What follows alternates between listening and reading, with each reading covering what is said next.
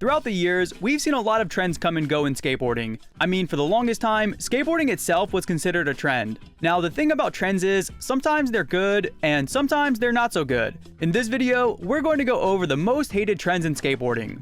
Now, personally, I don't care what other people do, these are just trends that I've heard other skaters complain about in the past. If you feel like anything was left out, go ahead and leave it in the comments, do me a favor and leave a like on the video, check out the links in the description, and with that said, let's get right into it.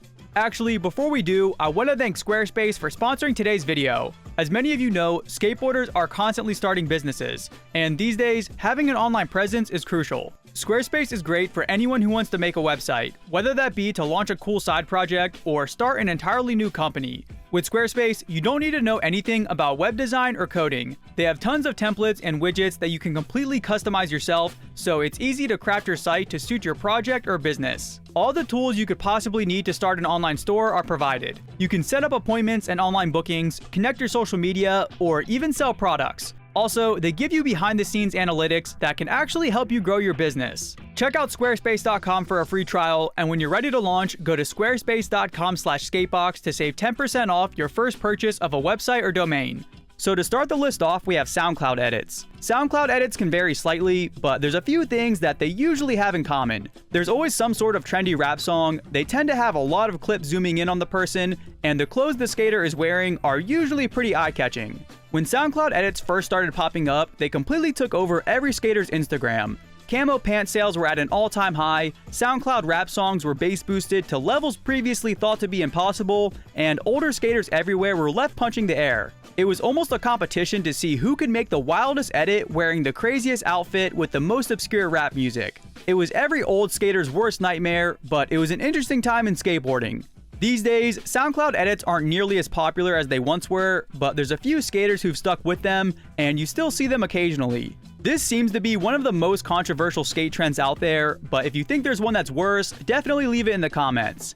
For number 2, we have breaking boards on purpose. For a long time, it was common for skaters to break their board every time they got mad. Every skate video would have a board breaking montage in the beginning, and it was pretty standard to focus your board whenever you couldn't land a trick.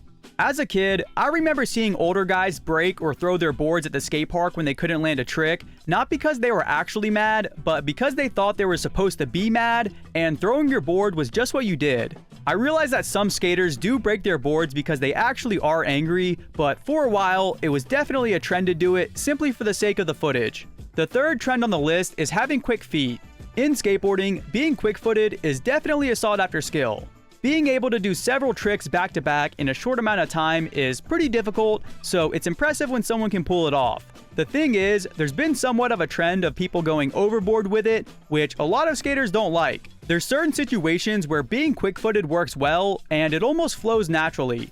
Then, there's also situations where people overdo it, and it seems like they're trying to pop their board as much as possible just for the sake of it. Basically, once a few skaters started putting out footage where they were being quick-footed, a ton of people took it to the extreme, and it kind of got played out. It wasn't the most hated on trend, but after a few months, there were a lot of people who were tired of it.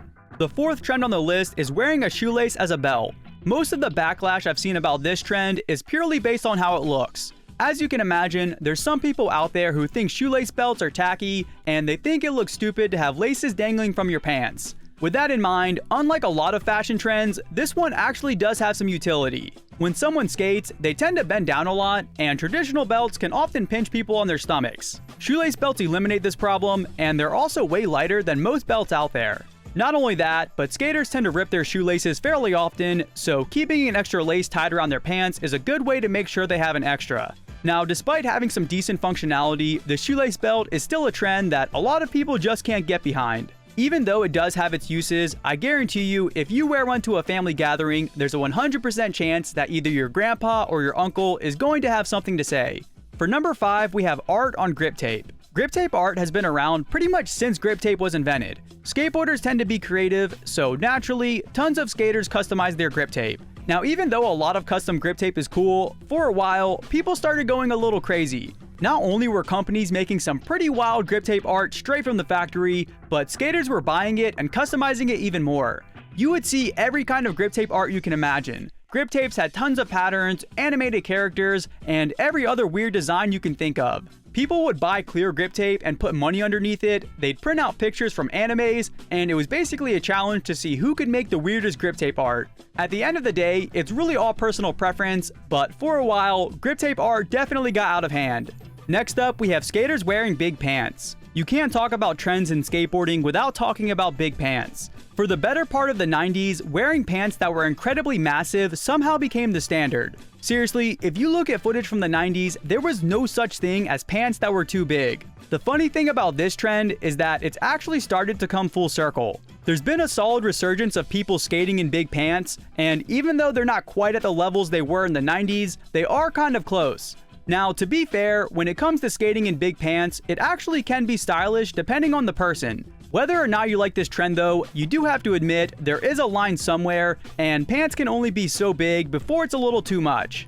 Next, we have skating in dunks. In the past couple of years, dunks have become one of the most popular skate shoes on the market, which on the surface really isn't that big of a deal.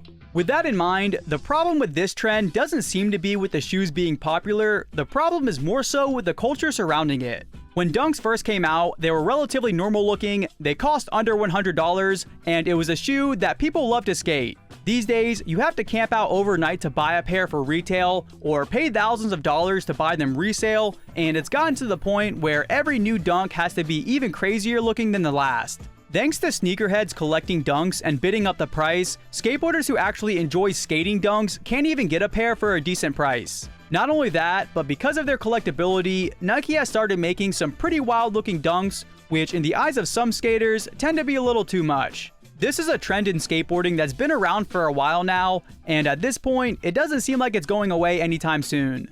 The next trends on the list are freestyle and slalom. Now, there's a bit of debate as to whether these are still disciplines of skateboarding or if they were simply trends from the early years of skating, but considering there's very few people who still skate in this style today, a lot of people consider them to be trends. When freestyle and slalom first came up, they weren't really hated on because at the time, that's pretty much all skateboarding was. However, when vert skating and street skating started to develop, eventually the older styles of skating weren't seen as cool anymore. By the mid-90s, both slalom and freestyle skating were essentially abandoned altogether, and even though some people still did it, it definitely wasn't seen as cool. Fast forward to today, and freestyle skating specifically has made a bit of a comeback. There seems to be a decent community of freestyle skaters out there, but it doesn't seem like it's ever going to be as popular as it used to be. Up next, we have body varials. Body varials are one of those weird tricks that went from being non-existent to extremely popular almost overnight. Seriously, if you were to graph out the number of body varials being done over time, it would basically be a flat line followed by a massive spike. People were doing body varials on flat, they were doing body varials down gaps, and they were even doing body varials in and out of grinds. I think the reason why this trend was hated so much was simply because of its popularity. Skaters usually hate anything that's too popular, and since body varials completely blew up in such a short time frame, a lot of skaters were over it. If I had to guess, I'd say that if body varials would have gradually become a more common trick, people might not have hated on them so much. It seems like a decent amount of skaters simply didn't like them because it was clearly a trend, and it was a trick that was being done non-stop. As with most trends, this one came and went fast, but while it was here, it was definitely pretty popular. The next trend on the list is skating small wheels. For anyone who wasn't skating in the 90s, which I'm sure is most of us, this one might come as a surprise. Basically, in the 90s, people were skating wheels that were absolutely tiny. I mean, wheels were so thin that they were essentially just bearing covers. This is partially because wheels were simply smaller back then, but it's also because people would literally skate wheels down to the core. Even though it is easy to look back on it now and poke fun at it, at the time, there actually were some benefits to small wheels.